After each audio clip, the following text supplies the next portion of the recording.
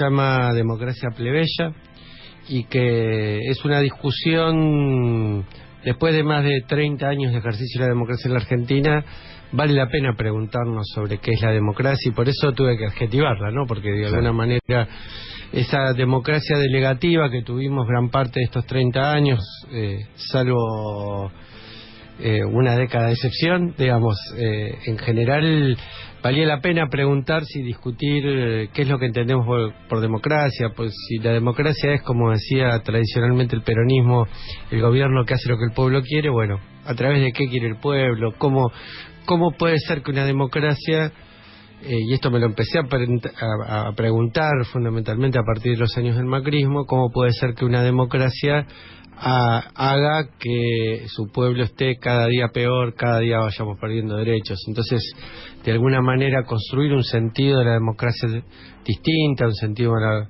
una democracia protagónica, participativa, una democracia donde no solamente decidamos los representantes, sino que decidamos el destino y construir una Argentina con justicia social, que es sin duda lo que queremos la mayoría. ¿Cuándo terminaste de escribir ese libro? Y ahora vas a ver por qué el sentido de la pregunta. ¿Cuándo lo terminé de escribir? Me mataste, ¿no? Yo te puedo decir cuándo lo empecé. ¿Cuándo lo empezaste? Lo empecé, Cristina, en un congreso, el pensamiento crítico de Claxo, que se hizo en Ferro, que fue casi como un gran acto político, no sé si te acordás. Ella dijo que había cosas que había que discutir, ¿no? Digamos, y se refirió al concepto de pueblo, que es otro de los conceptos centrales de este libro, ¿no? La idea de pueblo como categoría política, y se refirió a la cuestión de la democracia, y dijo, no puede ser que nosotros estemos aplicando como si fuera una receta los pensamientos del siglo XVIII. Nadie se curaría con un médico que utilice los métodos, las teorías del recuerdo siglo perfectamente, XVIII. fue clave ese pensamiento. Y a mí, sin pretender hacer exégesis de Cristina es un cuadro brillante que se defiende a sí misma sin que nadie la intente interpretar.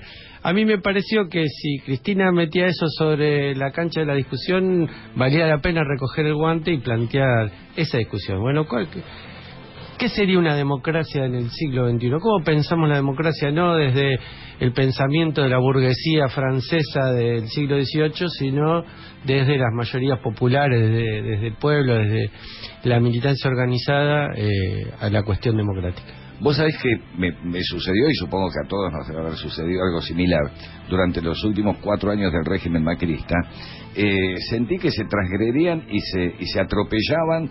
Tenía una frase que por ahí adherís o no, que tenía que ver con que, salvando el salvajismo de las dictaduras genocidas, sentía que los militares, ante sus golpes, lo que hacían era frizar las instituciones, pero que el régimen macrista finalmente lo que hizo fue dejarlas afuera de la heladera, no usarlas y dejarlas pudrir. Es decir, un deterioro enorme del Poder Judicial, de los niveles de representatividad, de los atropellos al Congreso con prácticamente su anulación.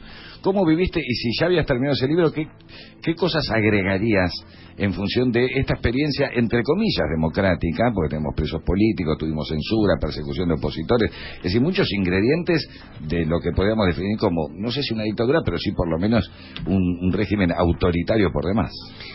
Bueno, si yo lo miro desde... El libro lo terminé prácticamente sobre el último año del macrismo, así que ya no le quedaba cosa por hacer, digamos, no me sorprendía nada. Pero lo tenés que reescribir, me parece. Pero me parece que está buena esa metáfora que vos ponés de dejar que se pudran las instituciones y no que se frisen. Me parece que de entrada el macrismo, pero esto es parte del ejercicio del poder de los sectores y las clases dominantes, ¿no? Digo, cuando ellos ejercen el poder, lo ejercen en serio. A veces nosotros tenemos pruritos que sí, que no, que determinadas cosas de legalidad, y siempre nos corren con el republicanismo.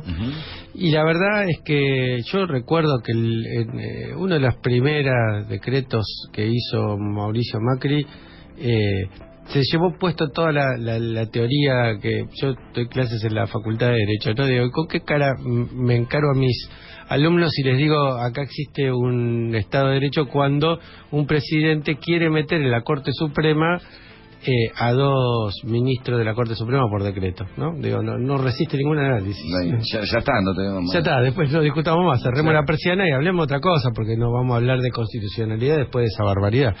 A mí me parece que el macrismo se llevó puesto todo, ¿no? Digo, ahora, aún con ese todo, a mí no me alcanza. Yo creo que es necesario discutir cuáles son las reglas del juego, para no pensar que la única manera de hacer las reglas del juego es como se hicieron en el caso nuestro con una constitución de hace en la época donde se tardaba una semana para ir de Buenos Aires a Tucumán, ¿no? Digo, quiero pensar de alguna manera que nosotros podemos discutir cuáles tienen que ser las reglas del juego, ¿no? ¿Cómo podemos hacer, para ponerte un ejemplo concreto y candente, para democratizar el Poder Judicial, que es un poder intocado por la mano del pueblo? Bueno, todas estas discusiones hay que tenerlas, ¿no? Son discusiones estratégicas, no estamos hablando de los próximos 15 minutos, no estamos hablando de nada que sea inmediato, Sí, porque se nos viene el alumno, sino decir, el diputado está pidiendo una reforma constitucional y ahí de nuevo nos marcan la cancha y nos plantan la yo agenda. creo que empecemos a discutir las cosas importantes. Tenemos que atender lo urgente, ¿no? Estamos tratando de solucionar gran parte de la pesada herencia, esta sí que es pesada, ¿no? Porque el hambre sí que es una herencia pesada. Y me parece que ahí, en ese marco, tenemos que poner todos los cartuchos. Tenemos que resolver el tema de la deuda, tenemos que resolver el tema de los jubilados. Ahora, en todo ese proceso, en algún momento tenemos que hacer los debates en serio y estratégicos de la Argentina. Y entre ellos tiene que ser la regla del juego de poder y cómo los argentinos y las argentinas decidimos nuestro propio destino. Y ahí sí el Congreso tiene mucho que ver, entiendo, y acabamos de llenar la columna de qué está pasando en nuestro Parlamento. Marcelo Kenny.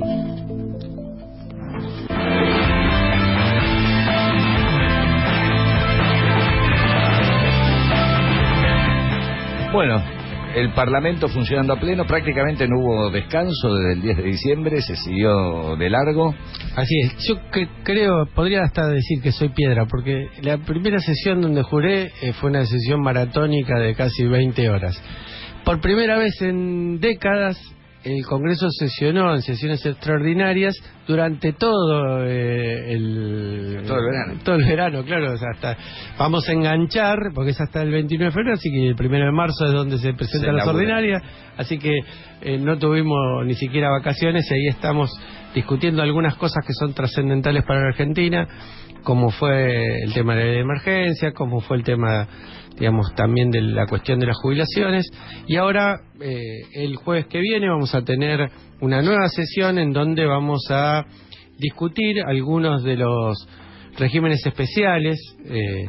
Si uno lo mira también, ¿por qué no decirlo? Aunque sería técnicamente incorrecto, de privilegio, ¿no? Porque claro, cuando uno ve que hay jubilados que estamos tratando por distintos mecanismos de subirle ese piso que está por encima del nivel que está por debajo del nivel de pobreza, ¿no? Digo, alguien que gana 500, 700, 1.000 pesos por mes es un régimen de privilegio. Una diferencia demasiado extensa.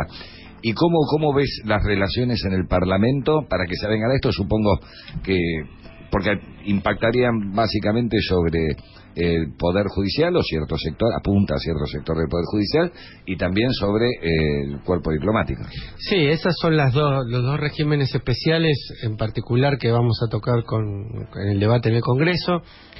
Yo creo que aspiro a que prime la cordura y que sean la mayoría de los diputados que adhieran a esta idea de que, no digo que hay que achatar la pirámide de la jubilación y hay que hacer una redistribución de la riqueza, porque quizás suena demasiado pomposo eso, ¿no? Digamos, está claro que es imprescindible y urgente que los jubilados que menos cobran empiecen a recuperar un poco de lo que perdieron durante los 4 años de macrismo. Estamos hablando de supervivencia. Estamos hablando de supervivencia, es terrible, pero estamos a esos pisos. Y estamos, no digo achatando la parte de arriba, apenas limándola un poco, ¿no? Claro, Digamos, pero la verdad es que yo creo que todos los argentinos y las argentinas y los que cobran esa cantidad de plata tienen que entender que este es un régimen de solidaridad, ¿no?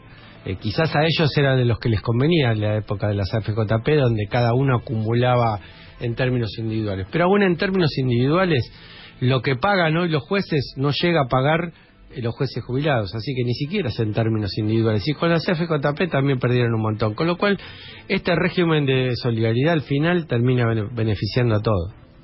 ¿Cómo ves y qué expectativas hay desde la perspectiva del Parlamento en relación hay una amplia discusión en la militancia, ¿no es cierto?, ante cada medida que toma el gobierno o cada